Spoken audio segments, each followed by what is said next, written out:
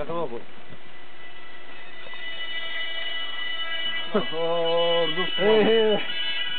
Айде, момчета, на здраве! Айде! Код червено вино. 2012 година, 11 февруари 2012 година, местността се нарича Слънчева поляна. Надморска височина около 600 метра надморска височина. Сняг 70 см.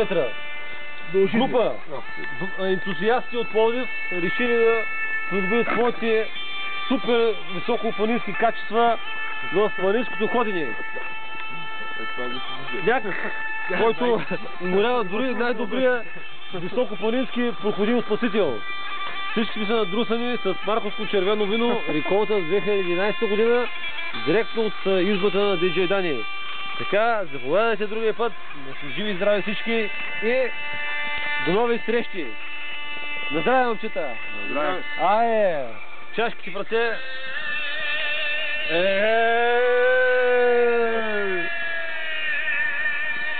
Температурата е около минус 10 градуса, обаче виното почти замръзва. На точно замръзване. Обаче ние не замръзваме, ние сме много корави, а часът е около 5 часа. Забити направо ми замръзват. Готово. Мога да... Банко, отивай! Ужасната група на Пловдив така решава да проведе своята тренировка в пресечната местност и се надява както да венчае големи успехи във всички планински и полупланински етапи в нашите планини. Родопи, Рила, Пилин и така нататък. Дори и зад граница.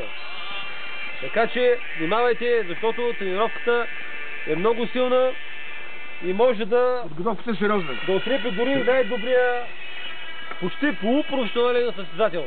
На здраве на всички. Айде още път. Айде, момци, бучвата. Той ще кара кола. Кола ще кара, аз не мога нищо да кара вече. Вече не мога нищо да карам. Майка ти каза, това това, тя ще може да надолу ще върви това. Тя ще върви надолу, ти му останеш. Ти имаш къде да останеш. Вижте, снимаме табелата.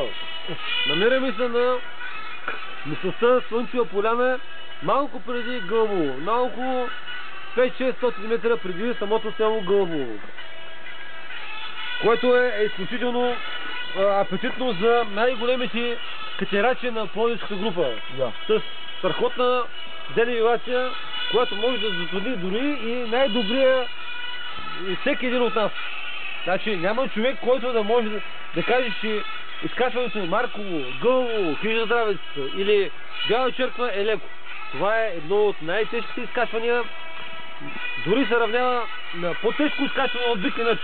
Много буде. Което е кралският етап. Биклимето е кралският етап на колоздащата обиколка на България. Не знам това е денивелацията, но там изкачването на 1500-600 метра. Тук са 700 метра, продължение на 8 км, с изключителни завои, с голяма денивелация и с много стръмен и динамичен терен. Така че това са, между другото, едни от най-добрите любители, един от най-добрите фенове на колоезденето, които са изпълнени с една страхотна грация, с желание за големи емоции, за газени в дълбок сняг, с всичко. Значи няма други, които са по-сериозни от тези хора. Благодаря ви за вниманието, Ванка.